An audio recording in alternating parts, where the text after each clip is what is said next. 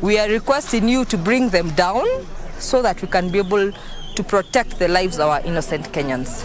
The way forward is, first of all the buildings which are not approved to stop. Then the next thing is we have a Mustang which are going to work and to review which are those documents, which are those buildings that they are going to go on construction. Hatimaye kuondolewa kwa vifusi kutoka jengo lililoporomoka huko Ruiru kunaendelea. Mmiliki wa jengo hilo Steven Ngaluia alikamatwa jana na kufikishwa katika mahakama ya Ruiru hii leo. Atasalia korokoroni kwa siku 7 huku uchunguzi ukiendelea. Anatarajiwa kufika mbele ya hakimu mwandamizi wa Ruiru tarehe 30 mwezi huu. Na wabunge wana maoni tofauti kuhusu hatua ya serikali ya kuruhusu uuzaji wa vyakula kisaki humu nchini. Wabunge wa mrengo wa UDA wanadai kwamba Wizara ya Kilimo imesema kutakuwa na uhaba wa takriban magunia milioni 10 ya mahindi mwaka huu, ili hali wale wanaopinga hatua hiyo wanasema kulikuwa na njama ya kuondolewa kwa marufuku ya vyakula hivyo, na wametishia kumng'atua waziri wa biashara Moses Kuria iwapo hatasitisha ilani iliyochapishwa kwenye gazeti la serikali inayoruhusu uagizaji wa magunia milioni 10 ya mahindi kisaki isiyotozwa ushuru hadi mwezi Aprili mwaka ujao. On the petition concerning pollution, what have we done about the safety of this maize, the GMO maize? Is the House in agreement of importing this maize, the GMO maize? But the main question is, let's not import the maize at a time when most of our farmers who actually depend on maize for food, they depend on this maize to pay the school fees of their children and livelihood and everything else. And if the price go down, farmers will end up not even growing maize the coming season. If farmers continue holding maize and as they wait for prices to go up, if government then decides there is no supply of maize and imports, the prices will come down. So it's only fair to advise our farmers, those who are holding maize from the last harvest and those who are harvesting now, to release that maize to the market. Go and get the answer from the Minister for Agriculture. Why, or the Minister for Industry, why he's importing 10 million bags of GMO. And they're saying even the ship has docked. That's what today the newspapers were saying. Whether it is true or false, we don't know. We cannot say that what is being done in 29 countries is wrong. Other countries are using genetically modified food, Mr. Speaker, just to fight hunger.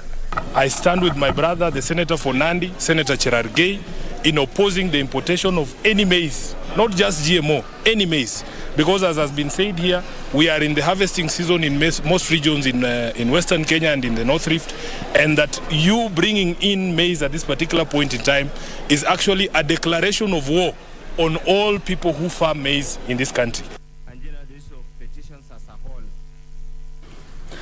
Tuelekee kaunti ya Meru, mtazamaji, ambapo masahibu yanayomkumba gavana wa kaunti ya Meru Kawira Mwangaza yanaonekana kuongezeka baada ya hoja ya kumbandua mamlakani kuwasilishwa rasmi kwenye bunge la kaunti hiyo. Hoja hiyo inamtaka Kawira kutimuliwa kwa kukiuka sheria wakati wa kuteua baraza lake la mawaziri na maafisa wakuu wa kaunti hiyo, miongoni mwa madai mengine. Hoja hiyo, mtazamaji, ya kutaka abanduliwe iliwasilishwa na mwakilishi wa wadi ya Abogota Dennis Kiogora. Tangu gavana wa kaunti ya Meru Kawira Mwangaza alipochaguliwa na kula kiapo, mzozo baina yake na wawakilishi wadi umekuwa dhahiri. Mwezi uliopita, wajumbe hao waliondoka katika makao ya bunge na kususia hotuba ya gavana Kawira. Baada ya kurushiana cheche za maneno na fujo kuzuka katika maeneo ya bunge hilo, gavana Kawira alidai wajumbe hao walikuwa kimshurutisha kuwahonga ili wapitishe bajeti ya kaunti hiyo. Juma moja baadaye, wawakilishi wadi hao waliandikia tume ya kupigana na ufisadi nchini wakishtumu gavana kwa kukiuka sheria wakati wa uteuzi wa baraza la mawaziri. Wajumbe hao pia wanadai gavana amekuwa akiwateua watu wa familia yake kama maafisa wakuu wa serikali ya kaunti hiyo, kukiuka maadili ya uongozi kulingana na katiba. Hata baada ya gavana Kawira na viongozi wengine wa kaunti hiyo kujaribu kutatua mzozo huo, juhudi zao zimeambulia patupu, huku pande zote zikionekana kukaza kamba. Na sasa mzozo huo unatishia kumng'atua gavana Kawira mamlakani iwapo hoja iliyowasilishwa Jumanne na mwakilishi wadi ya Abogeta Dennis Kiogora itapitishwa na bunge. To move a motion for the impeachment of Honorable Kawira Mwangaza, the Governor of Meru County, for 1, gross violation of the Constitution of Kenya 2010, gross violation of national and county laws, 3, gross abuse of office, and 4, gross misconduct. Hoja hiyo iliyotiwa saini na wajumbe 68 kati ya 69. Wajumbe hao wanataka Kawira kutimuliwa wakidai kwamba alikiuka sheria za matumizi ya fedha, sheria zinazodhibiti uteuzi wa baraza la mawaziri na maafisa wakuu, kuwateua watu wa familia yake kwenye serikali, kudharau uongozi wa kaunti, kuwafuta wafanyikazi wa kaunti kiholela na kuingilia utendakazi wa tume za kikatiba kwenye kaunti hiyo. Under this charge, we have the appointment of the husband to county offices, roadside appointment of county workers at Mau, roadside appointment of county workers at Nkubu, roadside appointment of county workers at Kianjai, contempt of court and illegal dismissals. Bunge hilo limeahirisha vikao vyake mpaka siku ya Jumanne wiki ijayo, huku hoja hiyo ikitarajiwa kujadiliwa. John Jacob Kuria, Darubini. Kwenye masuala ya kufungamana na usalama ni kwamba maafisa wa polisi wamemkamata mtu mmoja anayeaminika kushirikiana na kundi la wanamgambo la Al-Shabaab ili kutekeleza mashambulizi katika eneo la kaskazini mashariki mwa kaunti ya Tana River na Lamu. Mustafa Khalib Mohamed ambaye ni mkazi wa kaunti ndogo ya Bura Mashariki katika kaunti ya Tana River anadaiwa kutoa habari muhimu kwa kundi hilo. Ilikuwa siku ya 40 kwa Mustafa Khalib Mohamed ambaye ni mkazi wa kaunti ndogo ya Bura Mashariki katika kaunti ya Tana River baada ya kunaswa na maafisa wa polisi kwa madai ya kutoa habari muhimu kwa kundi la wanamgambo la Al-Shabaab la Somalia. Wakati wa kukamatwa kwake, inadaiwa Mohamed alikuwa ametoa ripoti ya kina kuhusu operesheni za usalama ili wanamgambo hao waweze kutekeleza shambulizi. Kwa mujibu wa ripoti ya polisi, Mohamed alikuwa ametoa habari kwa kundi hilo kuhusu njia ambazo zingetumiwa na maafisa wa usalama kutoka kwa kambi yao, mbali na kuwapatia ramani ya maeneo yaliyoko karibu na kambi hiyo na njia za kukwepa kwa wanamgambo ambao wangetekeleza shambulizi kwenye kambi hiyo. Aidha, alikuwa na jukumu la kuripoti kuhusu operesheni za usalama katika eneo la kaskazini mashariki na katika kaunti ya Lamu ili kundi hilo liweze kutekeleza shambulizi yao dhidi ya maafisa wa usalama wa humo nchini. Hali kadhalika, Mohamed alitwika jukumu la kuchunguza mradi wa muundo msingi wa Lapset kwa lengo la kuvuruga. Mohamed pia alikuwa anafuatilia viongozi wa kisiasa kwa lengo la kufanikisha kutekwa nyara kwao na baadaye kudai fidia ambazo zingetumika kufadhili shughuli za kundi hilo. Alipokamatwa, alipatikana na vifaa alivyotumia kukusanya habari hizo. Mohamed alipatikana akieneza jumbe za kuchochea itikadi kali kwa vijana kupitia mitandao ya kijamii ili kuwadaa wajiunge na makundi ya kigaidi. Timothy Kipnoso, Darubini. Mtazamaji, kumbuka unaweza ukafuatilia matangazo haya kupitia tovuti yetu maridadi kabisa ya www.kbc.co.ke, kwenye Facebook, Twitter na vile vile YouTube @KBC Channel 1. Kumbuka mtazamaji, tumekuletea habari zetu leo mapema ili tuweze kukuletea baadaye uchanganuzi wa mchuano ambao tutakuwa tunapeperusha moja kwa moja hapo baadaye kati ya Ufaransa na timu ya Australia. Kwa hivyo mtazamaji, usende mbali.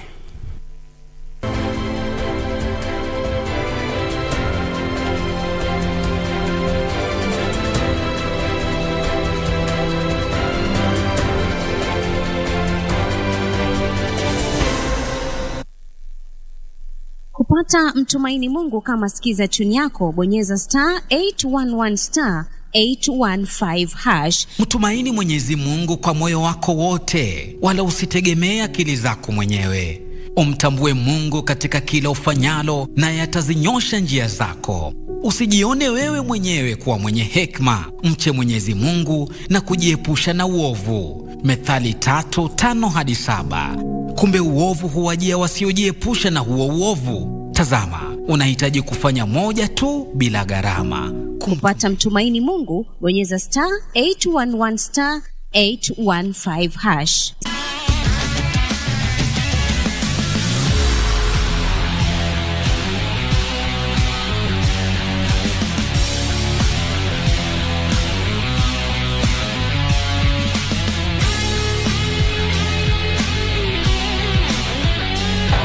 Make transactions anywhere in the world with the NCBA Visa card and stand a chance to win big. Join the FIFA World Cup 2022 when you win an all-expenses-paid trip for you and your +1 to watch 2 games. Or win exciting weekly prizes that will make your FIFA viewing experience super duper.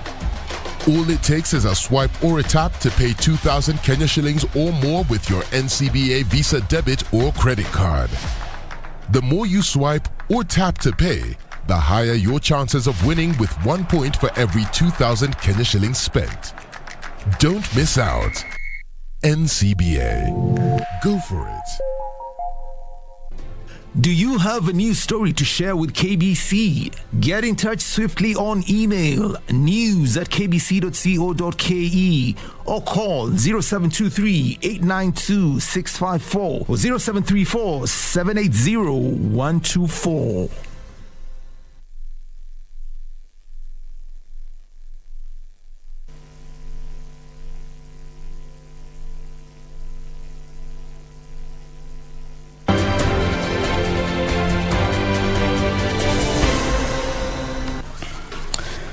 Karibu tena mtazamaji. Na mwanasheria mkuu Justin Muturi amewasilisha rufaa akitaka kuondolewa kwa maagizo ya kuzuia kusailiwa kwa makatibu 51 wateule wa wizara.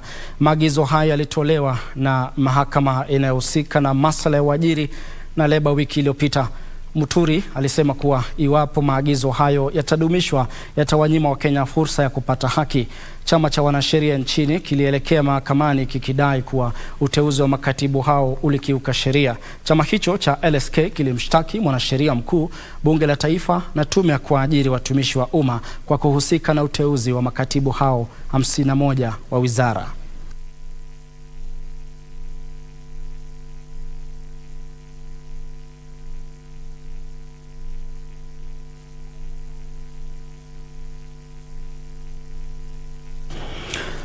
Na katika kisa cha kustajabisha mtazamaji ni kwamba kasisi mwenye umri wa miaka 18 anayedaiwa kumnajisi na kumuua msichana wa miaka 10 katika kijiji cha Kamuombo, kaunti ndogo ya Rangwe, kaunti ya Homa Bay wiki 2 zilizopita amekamatwa.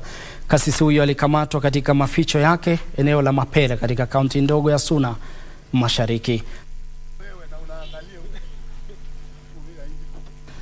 Wanjala alisema mshukiwa ambaye alikuwa amevalia mavazi ya kanisa alikamatwa baada ya wananchi kuwajulisha polisi. Wanjala alisema mshukiwa ambaye amekuwa akisakwa na maafisa wa polisi kwa muda wa wiki 2 zilizopita alikimbilia kanisani katika eneo hilo kutafuta hifadhi. Polisi wamedokeza kuwa kasisi huyo alimnajisi na kumuua msichana huyo katika shamba la mahindi katika eneo la Rangwe, kaunti ya Homa Bay. Rangwe ambaye mtoto wa 10 years alikuwa defiled na baadaye akawawa, na wanasema huyu kijana ndiye alifanya hiyo kitendo na akatoroka huko Rangwe akakuja akaingia hapa area ya Migori kwa kanisa ya Lejo Maria, iko area inaitwa Kwoyo, na askari wameenda wamemkamata huko kanisa ya Kwoyo na anarudishwa huko Rangwe aweze kushtakiwa na hiyo mashtaka ya mauaji.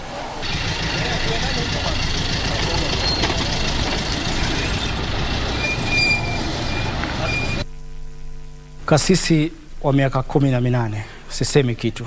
Tuzidi kusonga mbele mtazamaji, ambapo washukiwa wawili wa uhalifu walichomwa pamoja na gari lao na wakazi waliojawa ghadhabu katika kaunti ya Kirinyaga baada ya kunaswa wakisafirisha ng'ombe kwa gari la kibinafsi. Wakazi hao ambao walipata taarifa kuwahusu Jumatatu usiku waliwasaka washukiwa hao kufuatia kuibwa kwa ng'ombe 4 katika eneo la Murundiko. Kwingineko, polisi waliokamata washukiwa 6 ambao wanadaiwa kuhusika na kutekeleza uhalifu jijini Nairobi. Trevor Ngendo huyo hapa na maelezo zaidi. Wakazi waliokuwa na ghadhabu katika kaunti ya Kirinyaga eneo la Murundiko wamewachoma washukiwa wawili wanaodaiwa kuiba ng'ombe.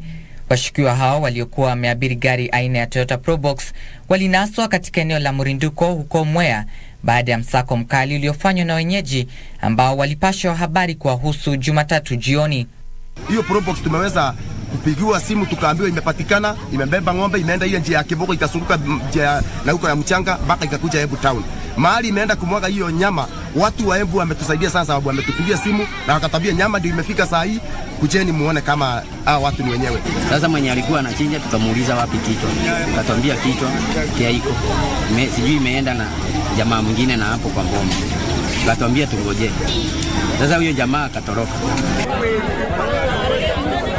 Kulingana na chifu wa eneo la Riagisheru Elias Munene, washukiwa hao ambao ni wakazi wa eneo hilo walipatikana na ng'ombe 4 ambao waliripotiwa kuibiwa.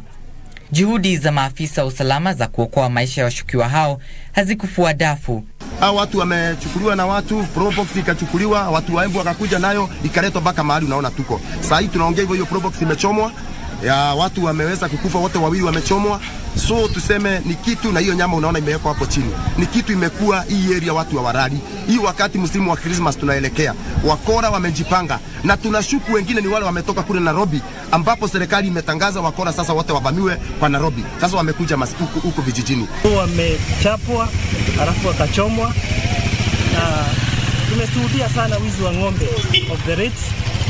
Ng'ombe zimekuwa zinaibiwa kila siku, na sisi kama gao tumekuwa tunakaa vikao na wanakijiji na tukakuwa tunapanga mikakati ambayo tunaweza zuia ng'ombe kuimbiwa.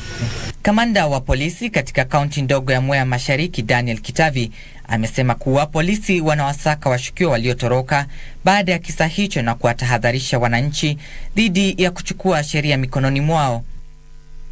Mjini Nairobi, kikosi cha maafisa kutoka mashirika mbalimbali ya usalama kimewakamata washukiwa 6 wa uhalifu katika eneo la Mathare.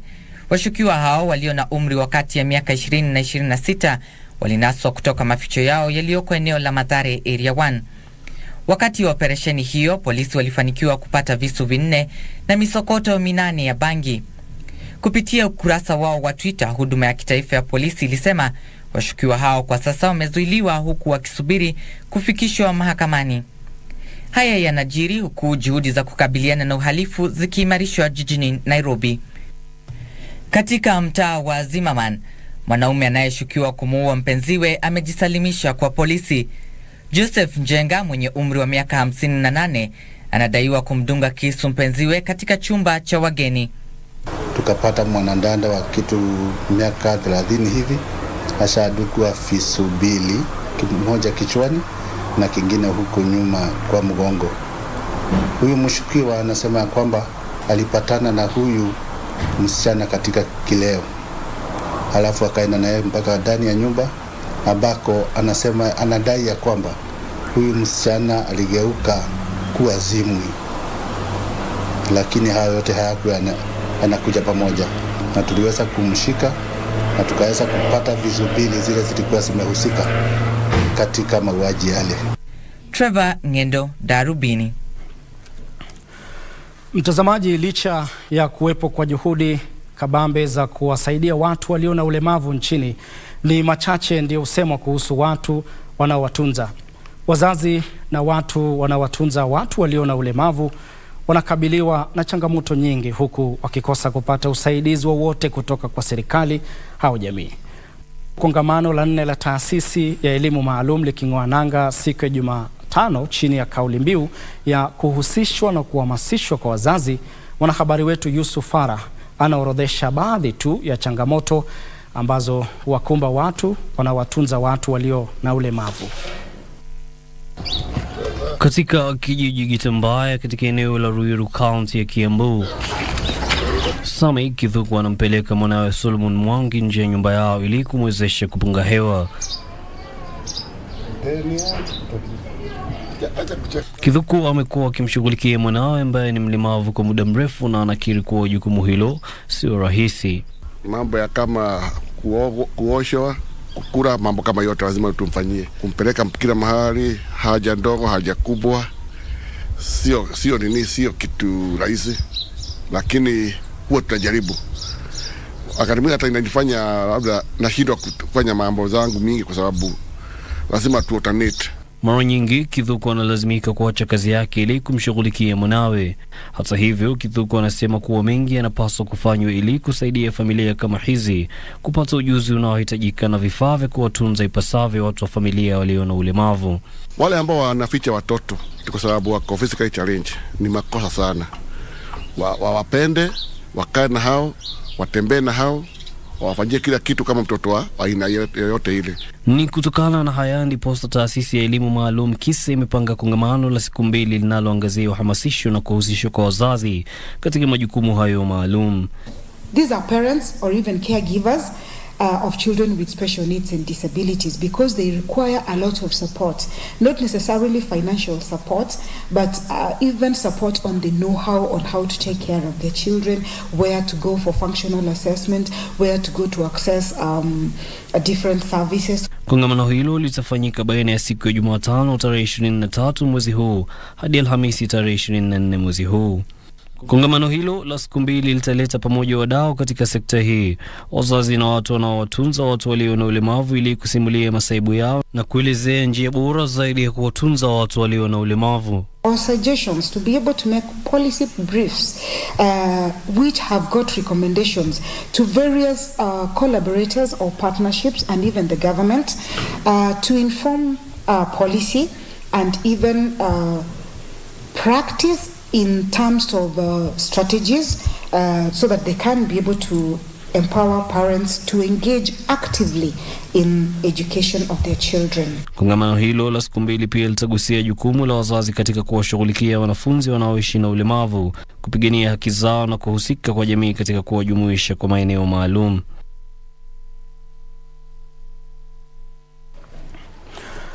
Kwingineko, Kenya na Oman zitaendelea kushirikiana katika sekta mbalimbali zinazolenga kushughulikia maslahi ya raia wa nchi zote mbili. Akiongea jijini Nairobi wakati wa makala ya 52 ya sherehe za kuadhimisha siku kuu ya kitaifa ya Oman, afisa wa mahusiano kwenye ubalozi wa taifa hilo nchini Kenya, Said Mohamed Al-Amri, alisema mataifa hayo mawili yamepiga hatua kubwa za ushirikiano katika nyanja za utamaduni, uchumi, siasa na kijamii. Mabalozi, maafisa wa ngazi za juu serikalini, wanasiasa, viongozi wa kidini na umma waliungana na jamii ya raia ya Oman hapa nchini kuadhimisha makala ya 52 ya siku kuu ya kitaifa ya nchi hiyo. Afisa wa mahusiano kwenye ubalozi wa Oman humo nchini, Said Mohamed Al-Amri, alisema taifa hilo litaendelea kudumisha ushirikiano na Kenya katika sekta mbalimbali. It's nice. Now we're making a relationship also in Lamu. We sent before 1 month or 2 months, I think 1,000 or 500 sheep like that to send to Oman. And we have a lot of relationship about that. Al-Amri alisema mataifa haya mawili yamekuwa na ushirikiano wa karibu wa miaka mingi katika nyanja za utamaduni, uchumi, siasa na ushirikiano wa kijamii. We have relationship for everything, in education, in museum, in relationship is everything. Inshallah, it's up, coming up. Also, so many Kenyan is going to study in Oman also. Alisema Oman ndiyo nchi pekee kando na nchi za Afrika Mashariki inayotumia lugha ya Kiswahili katika eneo la Mashariki ya Kati. Mkurugenzi wa masuala ya mashirika ya kati, Kennedy Mokaya, alisema kuwa Kenya inasalia kuwa mshirika muhimu wa Oman katika kutimiza ruwaza ya Oman ya mwaka 2040. Kenya is ready for strategic and purposeful engagement on areas of mutual interest, including agriculture and irrigation, commerce and industry, as well as the renewable sector and the blue economy. Wakenya waliohudhuria sherehe hizo walihimiza serikali hizo mbili kuendelea kushirikiana ili kuafikia ufanisi. And we should celebrate these things that we have in common, and we should continue to work together. Economic, social, political, security. I would have liked to see more trading relationships between Kenya and Oman, but I think there's a good start already happening.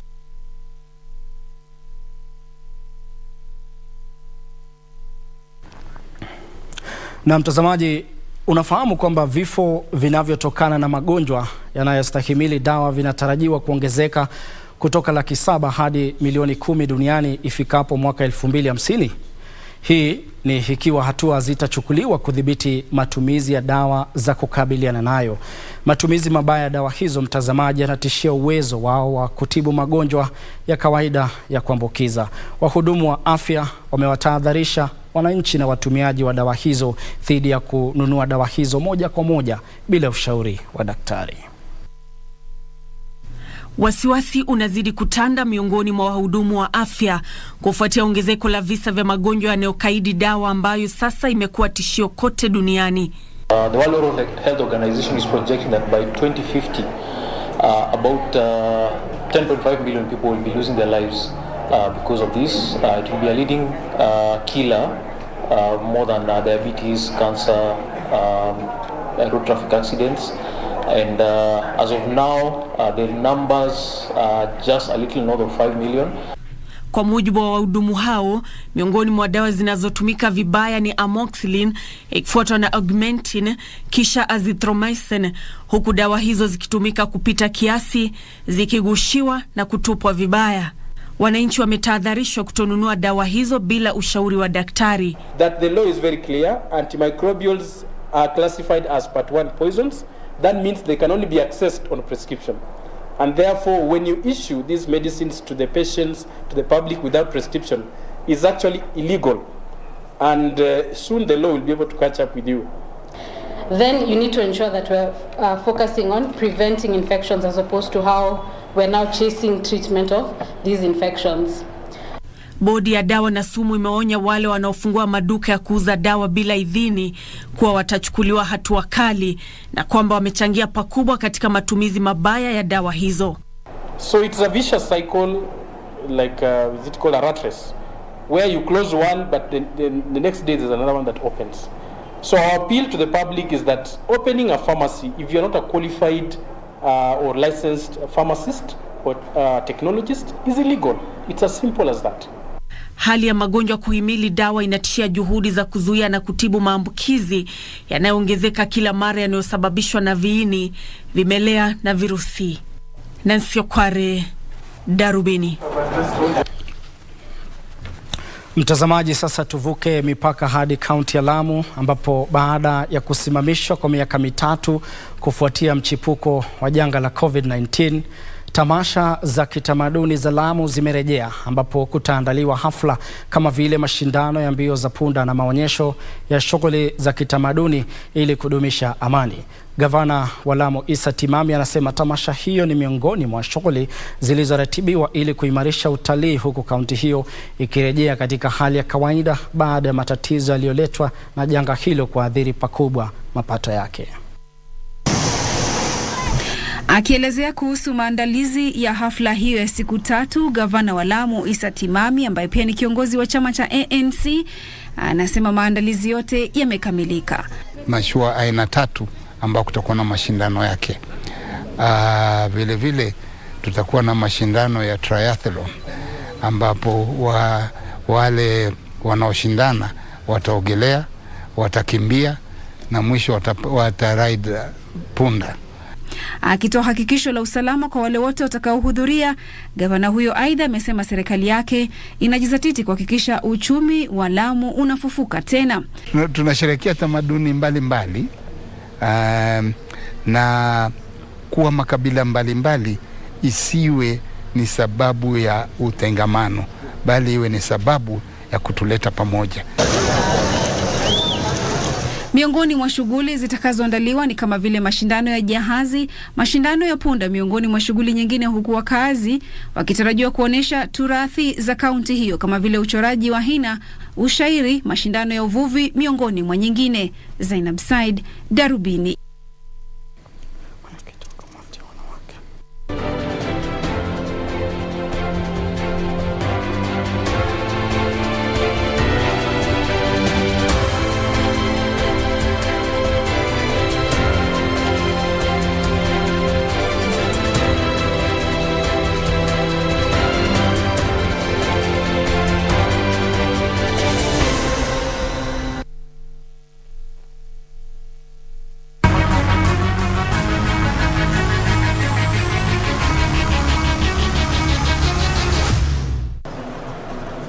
some very big defenders on the Senegal side as well, Charles, and they're making sure that they're using their height and their reach to the best of advantage. This is in the net, and the flag has stayed down. And it's the man who was previously called to the Ghanaian national team and didn't turn up. Gakpo scores his debut goal in the FIFA World Cup. Here he is again, just goes over the defender, and goes over Mendy as well. Everybody leaving him. In the last 8 in Italia in 1990, that's the best they did. The expectation was that they would do better. Oh, this one again in the net. It's all over for Senegal. Mendy comes out, Paris back into play, but then it's pushed back into the net by a very quick-footed. It comes from the goalkeeper. No clearance there. It's a through ball. The shot goes towards the goalkeeper from the left foot. The goalkeeper parries it back, and Klaassen.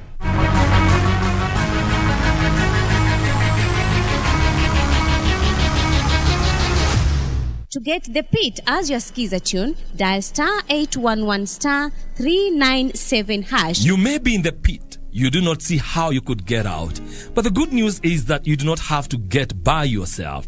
The Most High God is about to lift you out. He's about to turn the medical report. He's about to free you. He's about to open new doors, bringing new opportunities, new relationships. The pit is not your destination. Get ready to rise. To get the pit, dial *811*397#. *811*397#.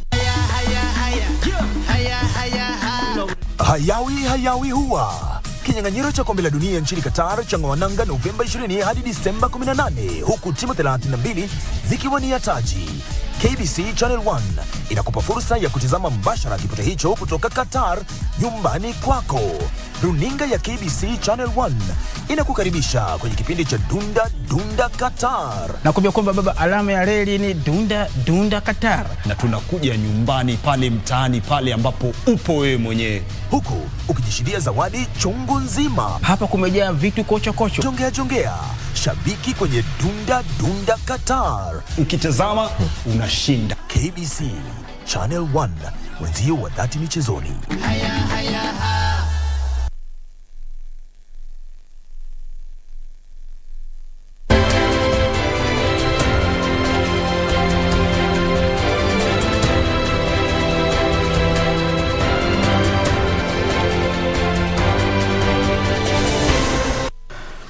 Karibu tena mtazamaji. Na halmashauri ya kitaifa kuhusu uchukuzi na usalama barabarani imetoa wito kwa polisi, idara ya mahakama na kampuni za bima kuharakisha kesi zote zinazohusiana na ajali barabarani ili kuwawezesha waathiriwa wa ajali hizo kupata haki. Halmashauri hiyo inasema kuwa wanaoathiriwa zaidi na ajali za barabarani huwa wanafunzi, wanabodaboda na pia wapita njia. Akizungumza katika chuo kikuu cha Embu wakati wa kongamano la uhamasisho kuhusu usalama barabarani, meneja wa halmashauri ya uchukuzi na usalama barabarani katika eneo la Mashariki, Doris Sibaya, alisema kuwa shughuli ya utekelezaji haki kwa waathiriwa wa ajali za barabarani wakati mwingine huchukua muda mrefu sana licha ya maafa, hasara na mateso wanayopitia watu ambao wapendwa wao huangamia au kujeruhiwa. These huge numbers of people is all the greater because many of the victims are young, many of the crashes could have been prevented, and response to road death and injury and to victims and families is often inadequate, unsympathetic, and at times even inappropriate to the loss of life or quality of life for the victims. Wadau wa usalama barabarani wamezindua mpango wa kufanyia ukarabati vidhibiti mwendo wakati wa msimu wa sikukuu kwa magari yote ya umma katika azma ya kupunguza ajali barabarani. Mkakati huo wa pamoja wa shirika linaloshughulikia vidhibiti mwendo na usalama barabarani likishirikiana na shirika la kitaifa linaloshughulikia usalama barabarani linatoa fursa kwa wamiliki wa magari ya umma kuwekewa vidhibiti mwendo bila malipo. We are having so many fatalities with the pedestrians. They have now outnumbered the number of even all the PSV and the buses combined together. That's a very big number. David Kiari ambaye ni mwenyekiti wa chama cha kitaifa cha usalama barabarani anatoa wito kwa wamiliki wa matatu na mabasi kama washikadau wakuu katika sekta ya uchukuzi kuhakikisha wanashiriki katika vikao na mipango ya usalama. The investors, those who are invested a lot of money, somebody who have put a matatu worth 8 million, why can't they do a crackdown with the police? The owner of the vehicle, you are told very clear, take your vehicle to where you fitted your governor. It is properly checked before you take that vehicle on the road. Hatimaye, mwenyekiti wa watu walio na ulemavu na mwenyekiti wa waendeshaji bodaboda mjini Kitale wametoa wito kwa serikali kuwapa waendeshaji bodaboda wote leseni ya kuhudumu barabarani ili kupunguza uhalifu katika sekta hiyo.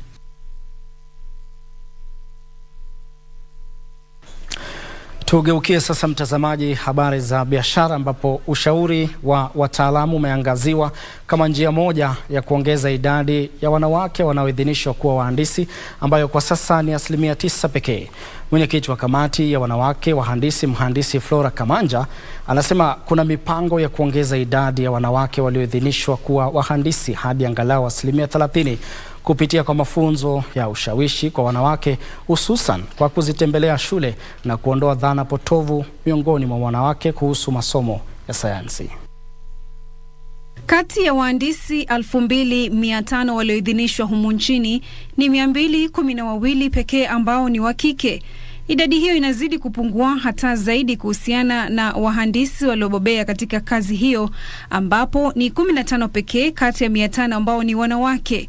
Lakini licha ya hayo, taasisi ya wahandisi nchini Kenya inasema kuna mipango ya kuongeza idadi ya wahandisi wa kike hadi kufikia 1/3 itimiapo mwaka 2030 ili kuhakikisha usawa. Engineering and technology sectors need both professionals who can think systematically, crossing disciplinary boundaries, and capable of making thoughtful, strategic, scientific decisions for highly complex environments having multiple dimensions. Anasema kuhusishwa kwa wanawake katika mikutano na pia mashirika muhimu ya uhandisi ndilo jambo linalohitajika ili kuendeleza maoni ya wanawake katika sekta hiyo, na kwamba hatua muhimu zimepigwa katika kuwatengea wanawake nyadhifa muhimu za uongozi. We are underrepresented in leadership and technical roles also. So my vision for women engineers is that we are catalysts across the industry. We amplify and lend weight to excellent work that is already underway in the industry and across the nation and other regions. The smartness you have to give engineering solutions, you can also couple it with working with political systems so that we can grow our country. Alisema wanawake ni kiungo muhimu cha kushinikiza uvumbuzi na teknolojia, iwapo lengo kuu litakuwa kukuzwa kwao kupitia kwa mafunzo. The power of women engineers is a catalyst of change required for a better, stronger and more sustainable world.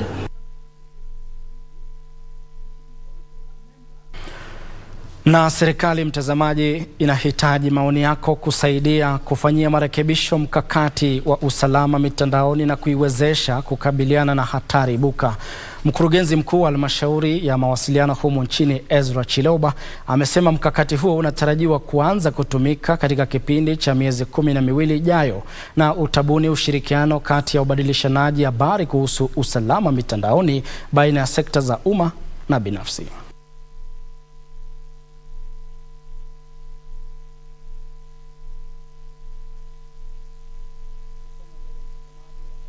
Benki ya Equity ilipata faida ya shilingi bilioni 34.4 mnamo miezi 9 ya kwanza mwaka huu, hii ikiwa ongezeko la 28% lililosemekana kutokana na ukuaji katika mapato yasiyofadhiliwa. Benki hiyo, mtazamaji, inasema akiba za wateja zimeongezeka hadi shilingi trilioni 1 na kuifanya Equity kuwa benki ya kwanza katika kanda ya Afrika Mashariki iliyowahi kuvuka alama ya trilioni 1. Faida ya shilingi bilioni 34.4 ya benki ya Equity ni kubwa ikilinganishwa na ile ya shilingi bilioni 30.6 iliyotangazwa na kundi la KCB mnamo kipindi sawia. Mbali na hayo, kundi la benki ya Equity linasema linanakili ukuaji wa akiba za wateja hadi shilingi trilioni 1.0073 ambao benki hiyo inasema ilitokana na huduma zinazotilia maanani matakwa ya wateja. And of course, earnings per share growing at 27% and positioning the shareholders well. I think it was worth the 2 years they missed dividend. The earnings have bounced much better.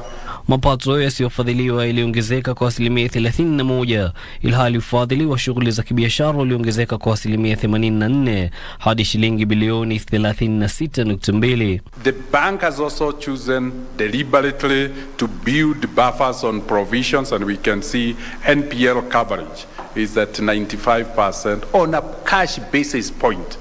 Mikopo ya jumla na huduma nyingine za kifedha kwa wateja ziliongezeka kwa asilimia 21 hadi shilingi bilioni 673.9, hatua iliyoletea benki hiyo faida ya shilingi bilioni 84.2 kutokana na riba. Hata hivyo, mikopo ambayo hailipwi iliongezeka kutoka shilingi bilioni 56.2 hadi bilioni 67.9, na hivyo kuifanya benki hiyo ishuhudie ongezeko la asilimia 90.2 katika hasara iliyotokana na mikopo kutoka shilingi bilioni 5.1 hadi shilingi bilioni 9.7.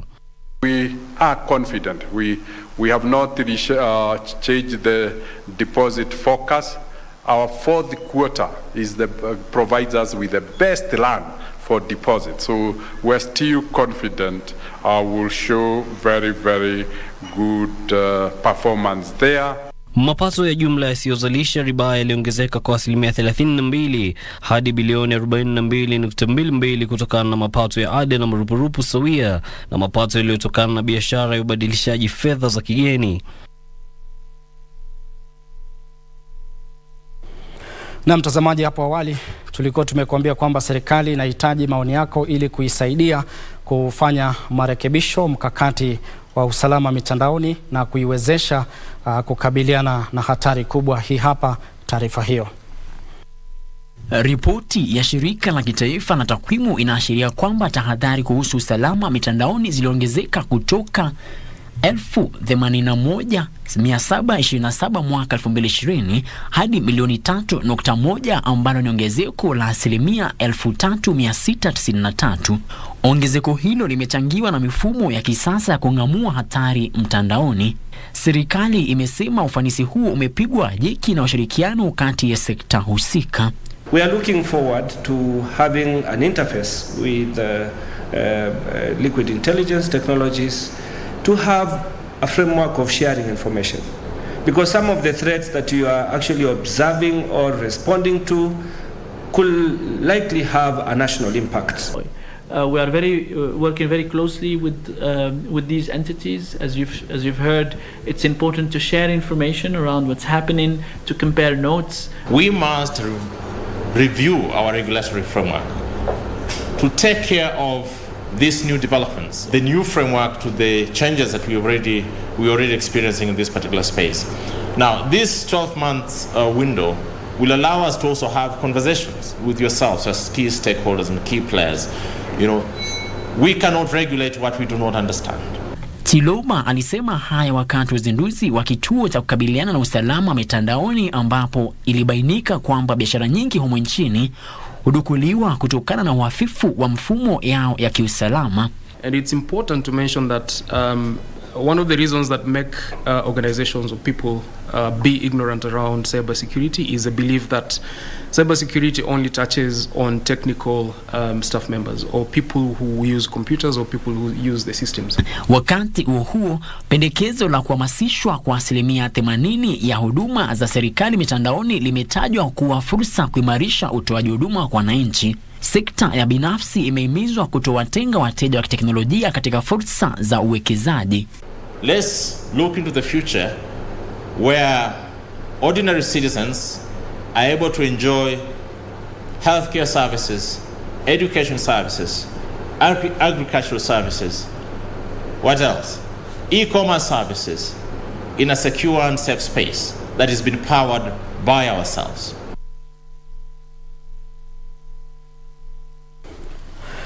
Na benki ya Family ilipata faida ya shilingi bilioni 3.5 kabla ya ushuru wakati wa kipindi cha miezi 9 ya kwanza mwaka huu. Kiasi hicho kinawakilisha asilimia 33.2 ya ukuaji uliochochewa pakubwa na mapato mengine kando na riba. Afisa mkuu mtendaji wa benki hiyo Rebecca Mbithi amesema mapato hayo yaliongezeka kwa asilimia 22.4 hadi shilingi bilioni 2.7, ili hali mapato ya jumla ya riba yaliongezeka hadi shilingi bilioni 6.2. Mikopo kwenye benki ya Family iliongezeka kwa asilimia 22.7 kufikia shilingi bilioni 79.8, huku akiba ya wateja ikiongezeka kwa asilimia 13.8 hadi shilingi bilioni 92.7.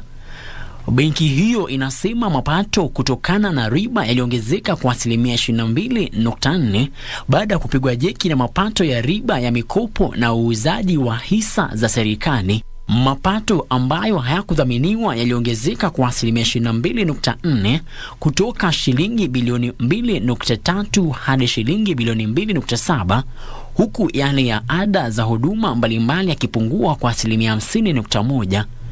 Gharama ya shughuli za benki hiyo iliongezeka kutoka shilingi bilioni 5.3 hadi shilingi bilioni 5.5.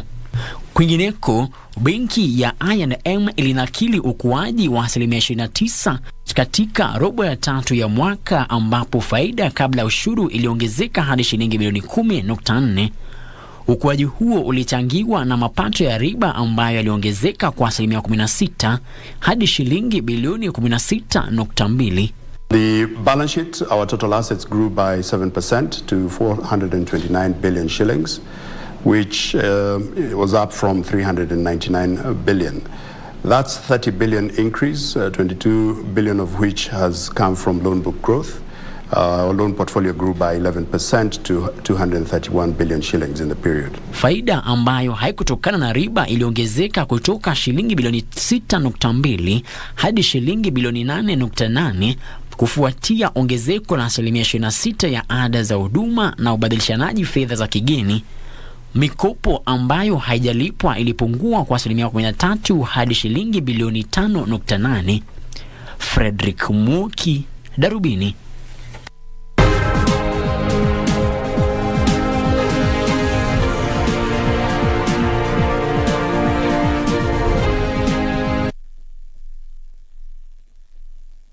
Make transactions anywhere in the world with the NCBA Visa card and stand a chance to win big.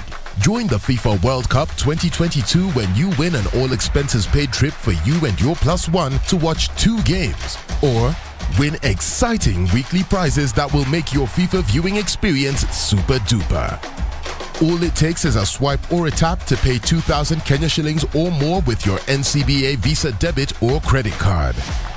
The more you swipe or tap to pay, the higher your chances of winning with 1 point for every 2,000 Kenya shillings spent. Don't miss out. NCBA. Go for it.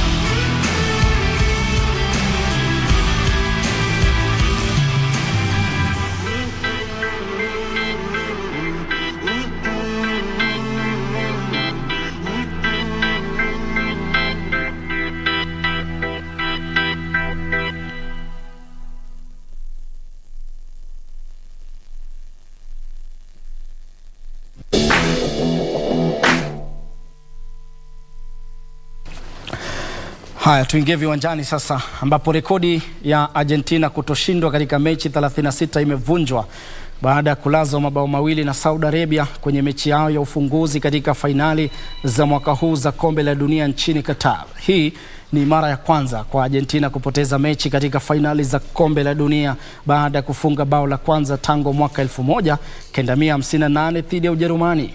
Usikose mtazamaji uondo wa fainali za kombe la dunia kwenye runinga ya KBC Channel 1 na kwenye stesheni zote za radio za KBC. Yani World Cup iko KBC.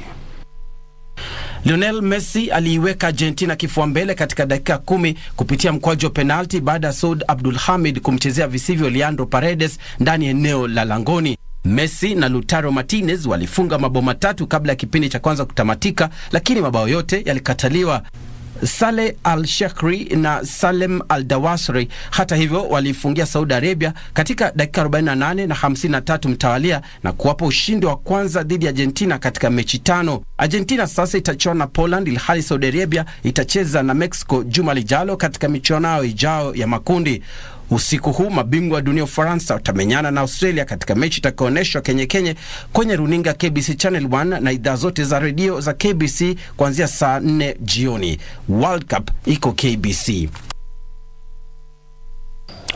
Na timu ya Tunisia ilitoka sare na Denmark baada ya kutofungana katika mechi yao ya ufunguzi katika fainali za mwaka huu za kombe la dunia nchini Qatar. Tunisia mtazamaji ilitawala sehemu kubwa ya kipindi cha kwanza, huku bao lilofungwa na Isam Jabali katika dakika 24 kunradhi ilikataliwa baada ya kudaiwa alikuwa ameotea mbali. Mchezaji Christian Eriksen wa Denmark alikuwa akishiriki kwa mpira ya kwanza kwenye mashindano makuu tangu alipokumbwa na mshtuko wa moyo kwenye fainali za kombe la Euro mwaka 2020. Tunisia sasa itachuana na Australia katika mechi yao ya pili kundi D Jumamosi hii, ilhali Denmark itacheza dhidi ya mabingwa watetezi Ufaransa siku hiyo hiyo. Usikose uondo wa mechi hizo kwenye runinga ya KBC Channel 1 na idhaa zote za radio za KBC.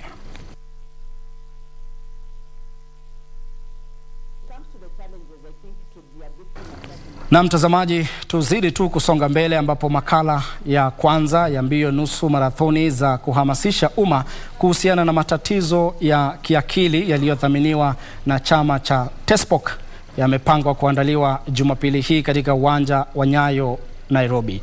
Mbio hizo mtazamaji zitajumuisha mbio 4 tofauti zikiwemo mbio za nusu marathoni, kilomita 10, kilomita 5 na kilomita 2. Madhumuni ya mashindano hayo ni kuchangisha pesa zitakazotumiwa kufadhili matibabu ya watoto wanaoishi na ugonjwa wa matatizo ya kiakili na pia kufanywa kwa utafiti kuhusu idadi ya watu wanaokabiliwa na tatizo hilo. Mwanariadha anayeshikilia rekodi ya Afrika ya mbio za mita 100 Ferdinand Omanyala ameorodheshwa kuwa balozi wa mbio hizo. When it comes to the challenges, I think it would be a bit premature to start raising them some, but I can see some challenges that are going to relate to us and engaging with the public, and that would be particularly on the Sunday because of the road closure. In the interest of the safety of the runners, yes, there's going to be that road closure, and some churches may seem like they may be a bit difficult to access. We had another event that was taking place, but very many people were cursing us on the road at, oh, you did not tell us, we are not informed about the road closure. Na mtazamaji, hadi kufikia hapo sina la ziada, lakini kumbuka mtazamaji, hapo awali katika taarifa zetu tuliweza kumrejelea mwanabiashara moja kama mwenyekiti wa halmashauri ya NTSA. Tunaomba msamaha na tunaomba kuwiwa radhi. Mtazamaji, kwa niaba ya wale wote waliofanikisha matangazo haya, mimi sina la ziada ile kuondoka studio hapa kuapisha wenyeji wakupe uchanganuzi wa mechi ambayo tutakuwa tunapeperusha mwendo wa saa 4. Ni mechi ambayo wengi wanaisubiri kati ya Ufaransa na Australia. Mtazamaji, sina la ziada. Mimi ni Ben Chumba. Kwa heri, uwe na heri, alamsiki.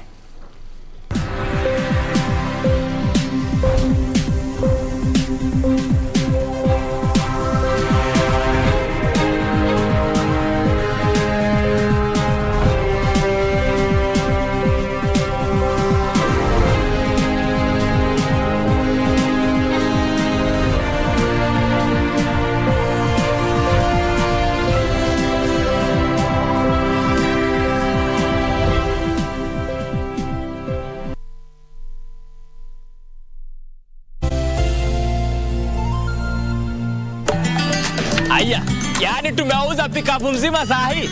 Imeisha. Ai, kila mtu anataka kununua kwako. Siri ni hii, mimi hupanda na Darubini DAP.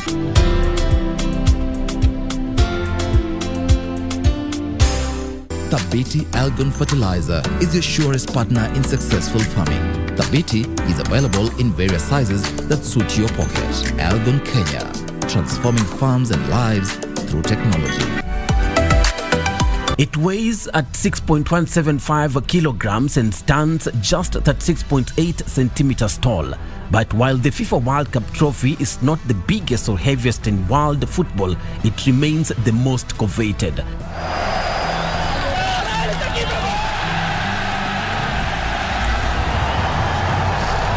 It is, as FIFA President Gianni Infantino says, a mythic object for players and for all football lovers. And it will remain the source of dreams for millions between now and the Qatar 2022 final on 18th December.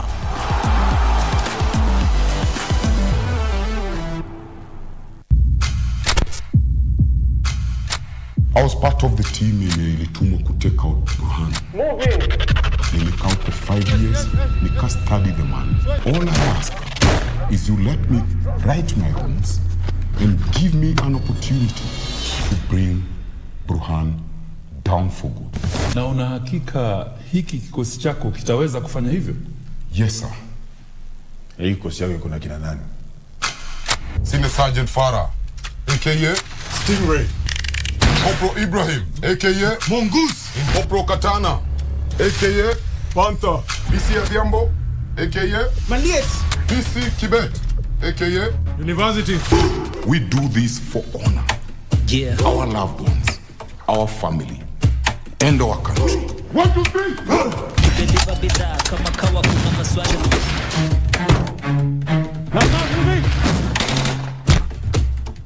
Singo no tamu yudo.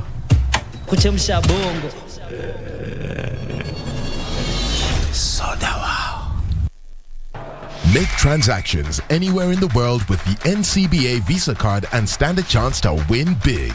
Join the FIFA World Cup 2022 when you win an all-expenses-paid trip for you and your +1 to watch 2 games. Or win exciting weekly prizes that will make your FIFA viewing experience super duper.